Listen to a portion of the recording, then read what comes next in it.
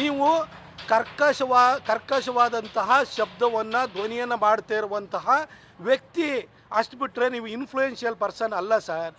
ಜೊತೆಗೆ ನೀವು ಎಲ್ಲ ವಿಷಯದ ಮೊನ್ನೆ ಟ್ಯಾಕ್ಸ್ ಡೆವಲ್ಯೂಷನ್ ಬಗ್ಗೆ ಮಾತಾಡ್ತಿದ್ರಿ.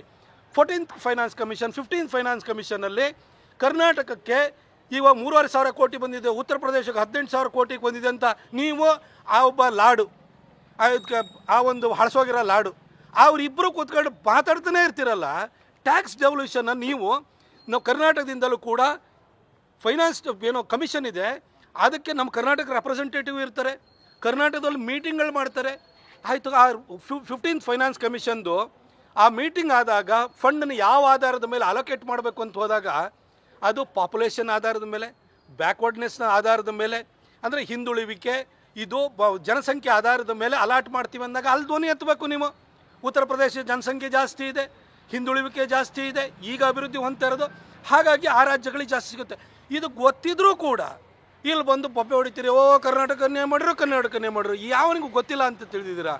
ಆಮೇಲೆ ನೋಡ್ರಿ, ಮೊನ್ನೆ ಭಾರತಕ್ಕೆ ಏನು ಸಾಲ ಎಷ್ಟಾಗಿದೆ ಅಂದರೆ ಸಂತೋಷ್ ಲಾಡ್ ಹೇಳ್ತಾರೆ 2,20,000 ಕೋಟಿ ಅಂತ. ಕರ್ನಾಟಕದ ಎಕ್ಸ್ಟರ್ನಲ್ ಡೆಪ್ಟ್ ಈಗ ChatGPT ತೆಗೆದು ನೋಡಿ, $736 ಬಿಲಿಯನ್ ಇದೆ ಭಾರತದ ಎಕ್ಸ್ಟರ್ನಲ್ ಡೆಪ್ಟು. ಭಾರತದ ಎಕ್ಸ್ಟರ್ನಲ್ ಡೆಪ್ಟನ್ನು ಅದನ್ನು ರೂಪಿ ಕನ್ವರ್ಟ್ ಮಾಡಿದರೆ ಒಂದು 62ರಿಂದ 65,000 ಕೋಟಿ ಆಗುತ್ತೆ. 2,20,000 ಕೋಟಿ ಎಲ್ಲಿ ಬರುತ್ತೆ ಲಾಡು? ಈ ಲಾಡು, ಪ್ರಿಯಾಂಕಾ, ಅಲ್ಲೊಬ್ಬ ಯಾರೊಬ್ಬ ಡ್ರೋನ್ ಪ್ರದೀಪ ಅಂತ ಒಬ್ಬ ಇದ್ದಾನಲ್ಲಿ ಇದರಲ್ಲಿ ಚಿಕ್ಕಬಳ್ಳಾಪುರದಲ್ಲಿ, ಇವನು ಇಲ್ಲೊಬ್ಬ ಕೂಗ್ಮಾರಿ, ಇಲ್ಲೊಬ್ಬ ಮುಟ್ಟಾಳ ಇದ್ದಾನೆ. ಇವರೆಲ್ಲರೂ ಕೂಡ ಪ್ರತಿನಿತ್ಯನೂ ಕೂಡ ಈ ಥರ ಕರ್ಕಶವಾಗಿ ಮಾತಾಡುವಂಥ ಕೂಗುಮಾರಿಗಳು. ನೀವು ಇನ್ಫ್ಲೂಯೆನ್ಷಿಯಲ್ ಪರ್ಸನ್ಸ್ ಅಲ್ಲ. ನಿಮ್ಮನ್ನು ಆ ಕಾರಣಕ್ಕೋಸ್ಕರನೇ ನಿಮಗೆ ಈ ಥರ ಅಡ್ಡ ಹೆಸರುಗಳನ್ನ ಇಟ್ಕೊಂಡು ಕರಿತಾ ಇರೋಂಥದ್ದು. ಪ್ರಿಯಾಂಕ್ ಅವರೇ, RSSನ್ನು ಬ್ಯಾನ್ ಮಾಡೋ ವಿಚಾರ ಬಿಟ್ಬಿಡಿ. ನೆಹರು ಕೈಲೇ ಮಾಡೋಕ್ಕಾಗಿಲ್ಲ, ನೆಹರು ಮುರಿಮಗಳ ಹೆಸರು ಇಟ್ಕೊಂಡಿರುವಂಥ ನಿಮ್ಮ ಕೈಯಲ್ಲಿ ಮಾಡೋಕ್ಕಾಗುತ್ತೆ. ನಿಮ್ಮ ಅಪ್ಪನೇ ಗೃಹ ಸಚಿವರಾಗಿದ್ದಾಗ ಕಂಬಾಲಪಲ್ಲಿ ಘಟನೆಯನ್ನು ತಡಿಲಿಕ್ಕಾಗಲಿಲ್ಲ, ಅವ್ರಿಗೆ ನ್ಯಾಯ ಕೊಡ್ಸೋಕ್ಕೂ ಆಗಲಿಲ್ಲ.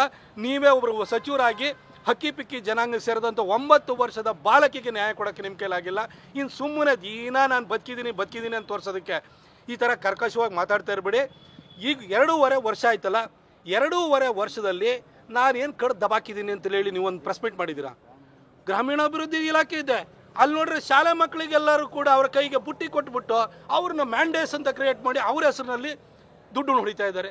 ಒಂದು ಅಭಿವೃದ್ಧಿ ಕಾರ್ಯ ಆಗಲಿಲ್ಲ, ಅದ್ರ ಬಗ್ಗೆ ಮಾತಾಡಲಿಲ್ಲ. ಗ್ರಾಮೀಣಾಭಿವೃದ್ಧಿ ಮತ್ತು ಪಂಚಾಯತ್ ರಾಜ್ ಇಲಾಖೆಯಲ್ಲಿ ಎಲ್ಲಿ ಏನಾರು ಮಾಡಿದಿರೋ ಸರ್? ನೀವು ಏನು ಮಾಡಲಿಲ್ಲ ನೀವು. ಹಾಗೆ ITBTನಲ್ಲಿ ಮೊನ್ನೆ ಬ್ಲಾಕ್ ಬಕ್ ಕಂಪನಿಯವರು ರೋಡ್ ಕಿತ್ತೋಗಿದೆ, ನಾವು ಬೇರೆ ಕಡೆಗೆ ಶಿಫ್ಟ್ ಮಾಡಬೇಕಾಗುತ್ತೆ ಅಂತ ಯೋಚನೆ ಮಾಡಿದರೆ DK ಶಿವಕುಮಾರ್ ಧಮಕಿ ಹಾಕ್ತಾರೆ.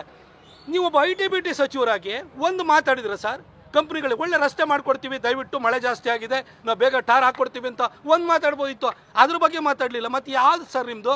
ಅದು ಯಾರು ನಿಮಗೆ ಮೋಸ್ಟ್ ಇನ್ಫ್ಲೂಯೆನ್ಷಿಯಲ್ ಪರ್ಸನ್ ಅಂತ ನಿಮಗೆ ಕೊಟ್ಟಿರೋಂಥವ್ರು? ಯಾವ ಒಳ್ಳೆ ವಿಚಾರ ಬಗ್ಗೆ ಮಾತಾಡಲ್ಲ.